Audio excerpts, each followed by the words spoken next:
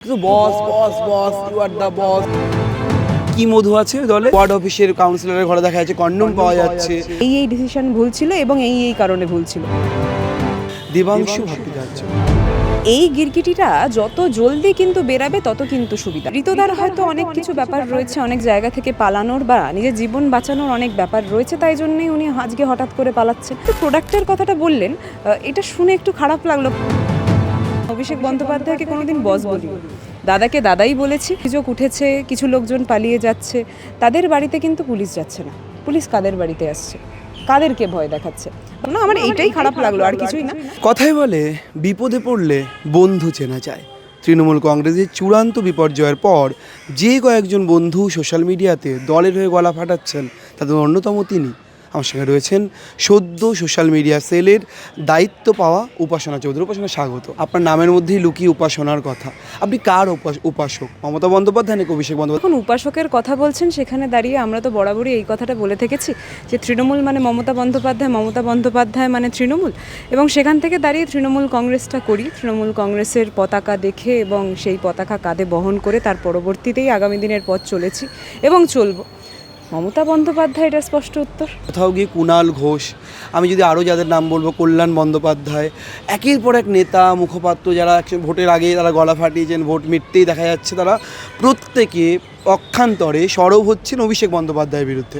বলা হচ্ছে একছত্র আধিপত্য চালাতেন অভিষেক বন্দ্যোপাধ্যায়, তার বিরুদ্ধে অভিযোগ করছেন। তাহলে আপনি মমতার নাম বলছেন, মমতার কথা বলছেন, তা কোথাও কি বিষয়টা কেমন যেন একটা কন্ট্রাডিক্ট করছে না যে আপনারা এই প্রজন্ম মমতা বন্দ্যোপাধ্যায়ের কথা হঠাৎ করে বলতে শুরু করলেন, যেখানে আপনার দলের নেতারাই, সিনিয়ররাই অভিষেক বন্দ্যোপাধ্যায়ের বিরুদ্ধে চালন করছেন? না, আপনি আমাকে প্রশ্নটা করলেন যে উপাসনা তুমি কার উপাসক, সেইটার উত্তর কিন্তু মমতা বন্দ্যোপাধ্যায়। এবার যখন তুমি এই কথাটা বলছো যে অভিষেক বন্দ্যোপাধ্যায়কে তুমি কিভাবে কোন চোখে দেখো উপাসনা, আমি সেখান থেকে বলবো অভিষেক বন্দ্যোপাধ্যায় আমাদের পথপ্রদর্শক, অভিষেক বন্দ্যোপাধ্যায় আমাদের দাদা।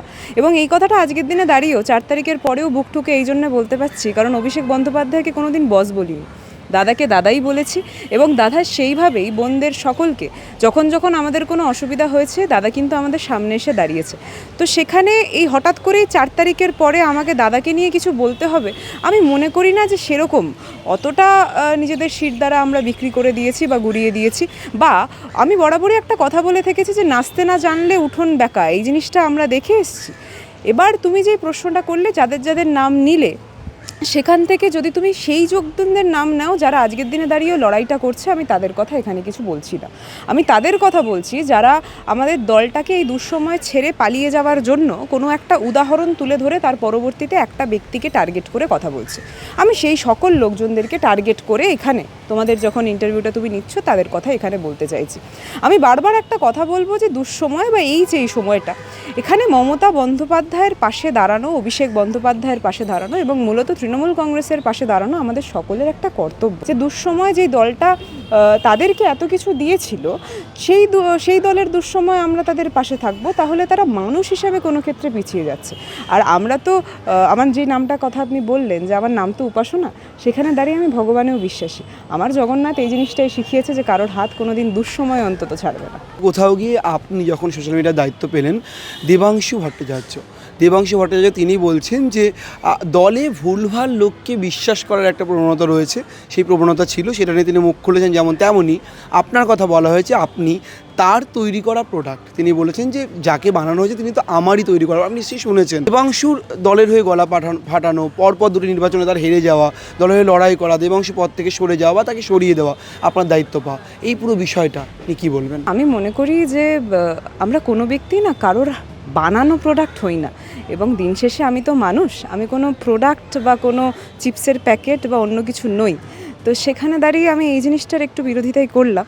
কিন্তু দেবাংশু আমার এক্স প্রেসিডেন্ট, সেখানে দাঁড়িয়ে দেবাংশু ভট্টাচার্য 4 বছর ধরে এই পদটায় বসেছিলেন এবং যখন শাসক আমার দল, সেই সময় উনি এই পদে বসেছিলেন। তার পরবর্তীতেও আমরা দেখেছি যে কীভাবে এমপির ইলেকশনে ওনাকে দাঁড় করানো হয়, তার পরবর্তীতে আবারও এমএলএ।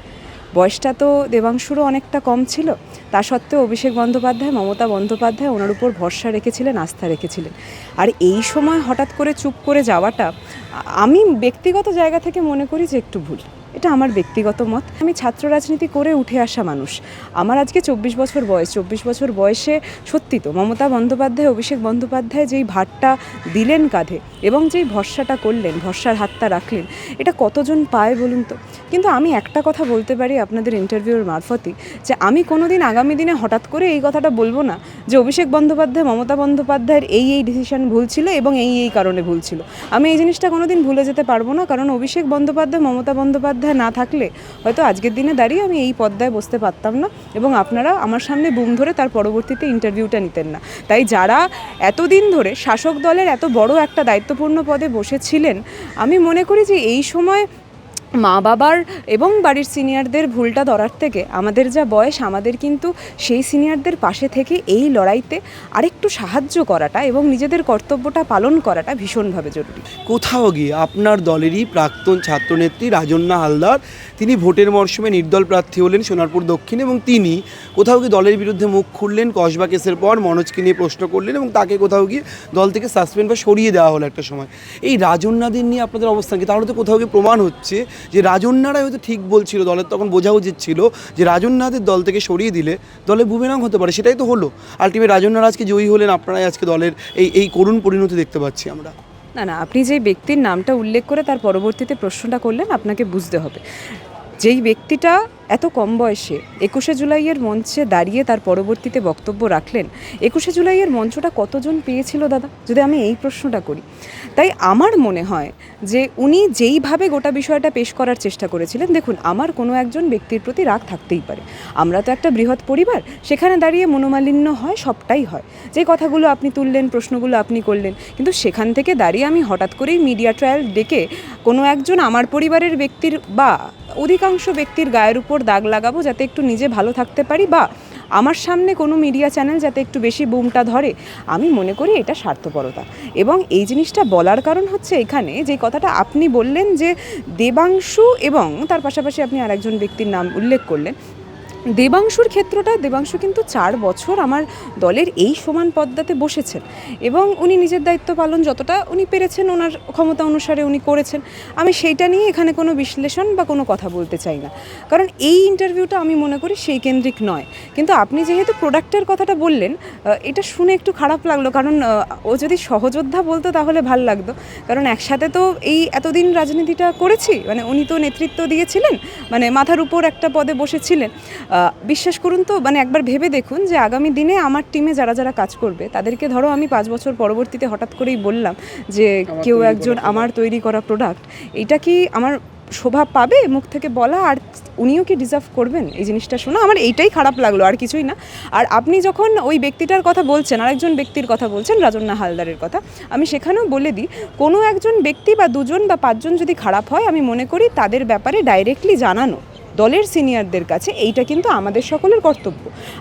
আজকের দিনে দাঁড়িয়ে যদি আমার হঠাৎ করে মনে হয় যে উনি বা আরও একজন ব্যক্তি খারাপ বা তারা আমার দলের জন্য ক্ষতিকারক হতে পারে, আমি মিডিয়া ট্রায়াল বসাবো না, আমি সর্বপ্রথম দলকে জানাবো, কিন্তু উনি সেটা করেননি। আর তৃণমূল কংগ্রেস মানে আমি মনে করি না যে পরাজিত, আমি মনে করি প্রতারিত।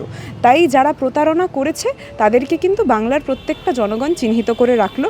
41% ভোট তো আমরা পেয়েছি, তার পাশাপাশি একটা বড় সংখ্যক ভোটাররা কিন্তু ভোটও দিতে পারিনি। একাধিক নেতারা, অভিষেক বন্দ্যোপাধ্যায় সোনারপুরে আক্রান্ত হলেন, মানুষের অভাব অভিযোগ রয়েছে, তারা চুরির কথা বলছেন, দুর্নীতির কথা বলছেন, ডিম থেরাপির একটা নতুন কালচার রাজনীতিতে পশ্চিমবঙ্গে তৈরি হয়েছে, আপনি একা ঘুরছেন, আপনাকেও যখন তখন ডিম ছুড়ে আসতে পারে। এই পুরো বিষয়টাই সাহস পাচ্ছেন কি করে? এই তৃণমূলের যখন সবাই মুখ ঘুরিয়ে নিচ্ছে, সেখানে উপাসনা কি সাহসী, কি মনের বলে এত গালাগাল, সোশ্যাল মিডিয়াতে আক্রমণ শোনার পরেও, আক্রান্ত হওয়ার পরেও কেন আপনি এগিয়ে আসা? আমি মনে করি সত্যের পথে আছি, যখন সত্যের পথে আছি তখন কিন্তু ভয়ের কিছু নেই। আজকে যাদের উপর অভিযোগ উঠেছে, কিছু লোকজন পালিয়ে যাচ্ছে, তাদের বাড়িতে কিন্তু পুলিশ যাচ্ছে না। পুলিশ কাদের বাড়িতে আসছে, কাদেরকে ভয় দেখাচ্ছে বা কাদের কণ্ঠস্বর চেপে দেওয়ার চেষ্টা করছে? আজকের দিনে দাঁড়িয়ে যারা কিন্তু এই একা একা রাস্তায় ঘুরে বেড়াচ্ছে, বুক চিতিয়ে কথা বলছে এবং সোশ্যাল মিডিয়ায় প্রতিবাদ দেখানো করে যাচ্ছে। আমি জানি না আগামী দিনে আমার সাথেও কি হতে চলেছে, কিন্তু আমি একটা কথা বলতে পারি, যখন লড়াইয়ের মাঠে নেমেছি এত জলদি কিন্তু পালাবো না। আমি পালানোর পাবলিক নই। কারণ আপনি কেন বলছেন যে কোথাও গিয়ে আপনারা সত্যের পথে রয়েছেন, তার কারণ তৃণমূল কংগ্রেসের একাধিক ভুল ছিল। আরজি কর থেকে শুরু করে কসবা, একের পর এক ভুল, মমতা বন্দ্যোপাধ্যায়, অভিষেক বন্দ্যোপাধ্যায় প্রশ্নের মুখোমুখি হয়েছেন বলেই তো আজকে মানুষ তাদের প্রত্যাখ্যান করেছেন। 208-এর বেশি আসনে বিজেপি জিতেছে। আপনি কি বিশ্বাস করেন এই বিষয়টি? আমি তার আগেই আপনাকে বললাম এই কথাটা যে 41% ভোট কিন্তু তৃণমূল কংগ্রেস পেয়েছে, এই জিনিসটা তো একদম তাহলে সবাই পালিয়ে সরে যাচ্ছে কেন? কাউন্সিলররা সরে যাচ্ছেন, বিধায়ক ঋতব্রত বন্দ্যোপাধ্যায় অন্য তৃণমূল দেখছি আমরা, সাংসদরা সরে যাচ্ছেন। এই সরে যাওয়ার কারণ কি আচমকা? 41% ভোট নিয়ে তো বিরোধীরা আসা মানে যথেষ্ট স্ট্রং তারা। একদম। কিন্তু যেই কথাটা আপনি বললেন, আপনি ঋতব্রত বন্দ্যোপাধ্যায়ের কথা উল্লেখ করলেন, সেখানে আমি ঋতদার কথাকে টেনেই একটা কথা বলি যে ঋতদার হয়তো অনেক কিছু ব্যাপার রয়েছে, অনেক জায়গা থেকে পালানোর বা নিজের জীবন বাঁচানোর অনেক ব্যাপার রয়েছে, তাই জন্যই উনি আজকে হঠাৎ করে পালাচ্ছেন। কিন্তু কি জানেন তো, আমরা যারা কর্মীরা রয়েছে, আমি নিজেকে কর্মী হিসাবে সম্বোধন করতেই বেশি ভালোবাসি, কারণ আমার নেত্রীর নাম মমতা বন্দ্যোপাধ্যায় এবং মমতা বন্দ্যোপাধ্যায় বরাবরই নিজেকে কর্মী হিসাবেই কিন্তু পেশ করে এসছেন। এবং যখন এই কথাটা বলছি, সেখানে এই জিনিসটাও বলা ভীষণভাবে প্রয়োজন যে কিছু লোকজন নিজেদের বানানো ধন সম্পত্তি এবং যাদের নামের উপর এতদিন ধরে এত অ্যালিগেশন ছিল, তারাই কিন্তু সর্বপ্রথম বিভিন্ন জায়গা খুঁজছে যে কত জলদিভাবে আমি অন্য কারোর ঘরে ঢুকতে পারবো যাতে নিজের মাথাটা বাঁচাতে পারি। যারা এতদিন লোভ করে তার পরবর্তীতে রাজনীতিটা করেছেন, তারা ভাগ হয়ে যাচ্ছেন, তারা মমতা বন্দ্যোপাধ্যায়ের সাথে থাকছেন না। তারা এতদিন ধরে 15 বছর শাসনকালে যতটা এনজয় করেছেন, এবং এনজয় করার কথা আমি এই জন্যই বলছি, কি জানেন তো, সরকারে যখন কোনো দল থাকে তখন তারা ওই ভালোটা গ্রহণ করতে করতে এতটাই অভ্যস্ত হয়ে যায় যে হঠাৎ করেই এসির বাইরে আর বেরানোর তাদের ইচ্ছা করে না। সেখানে দাঁড়িয়ে আমরা মানে জীবদ্দশায় কোনোদিন দেখিনি যে কোনো রাজনৈতিক দল ক্ষমতাচ্যুত হওয়ার পর তাদের দলের সাংসদ এভাবে নতুন একটি দলে যোগ দেয়।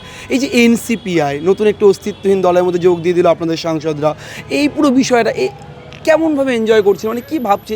এরকম বেনজির পরিস্থিতি জীবনেও কোথাও দেখেছেন? এই গিরগিটিটা যত জলদি কিন্তু বেরাবে তত কিন্তু সুবিধা, যত জলদি আমাদের সকলের চোখের সামনে পরিচিত হয়ে দাঁড়াবে তত বেশি সুবিধা বলে আমরা মনে করি। এবং এই জিনিসটা মনে করার কারণটা হচ্ছে এখানে যে আমি বরাবরই একটা কথা বলি যে যেই কথাটা আপনি বলছেন যে হঠাৎ করেই একটা নতুন দলের মধ্যে তারা যেইভাবে যুক্ত হচ্ছে এবং গোটা দৃশ্যটা আমাদের চোখের সামনে উঠে আসছে, একটা জিনিস বুঝতে হবে, যে দলটাতে যুক্ত হচ্ছে সেই দলটার ফুল ফর্মটা এখন পর্যন্ত যে কটা মিডিয়া চ্যানেল আমার কাছে এসে এই প্রশ্নটা করেছে, আমি তাদেরকে জিজ্ঞেস করেছিলাম, কেউ কিন্তু উত্তর দিয়ে উঠতে পারেনি। এবার আমার কথাটা হচ্ছে, তাহলে বুঝতে হবে যে গোটা জিনিসটাই কিন্তু একটা চক্রান্ত কেন্দ্রিক। তাহলে কাদের চক্রান্ত? হঠাৎ করে এত সংখ্যক সাংসদদের কেন মনে হলো যে একটা নতুন দলে আমরা গিয়ে যোগ দিই? কোনো মধু আছে আলাদা করে?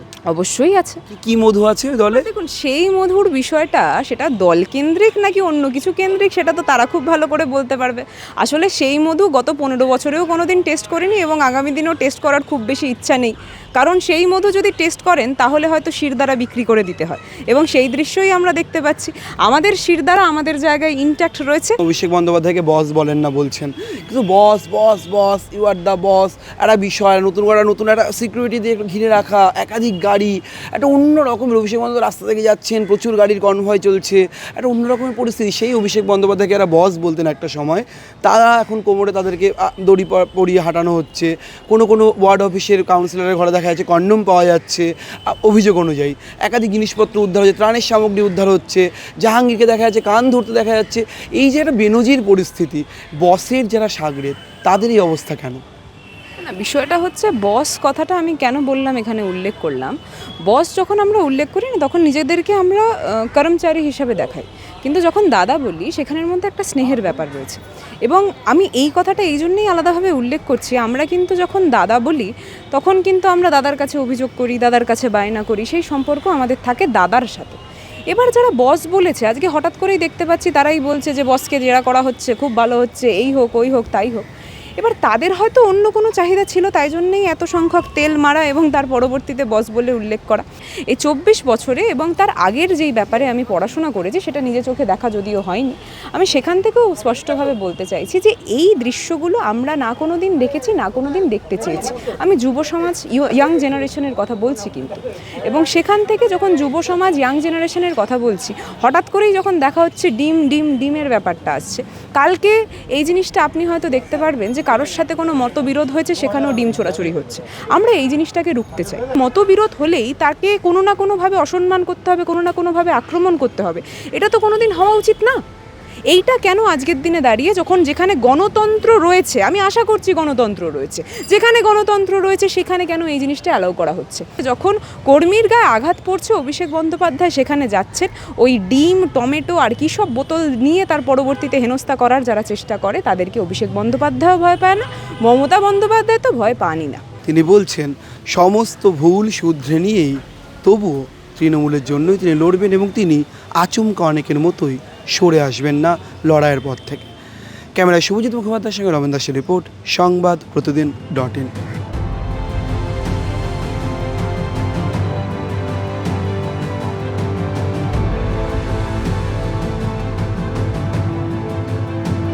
ফলো করুন সংবাদ প্রতিদিন ডিজিটাল।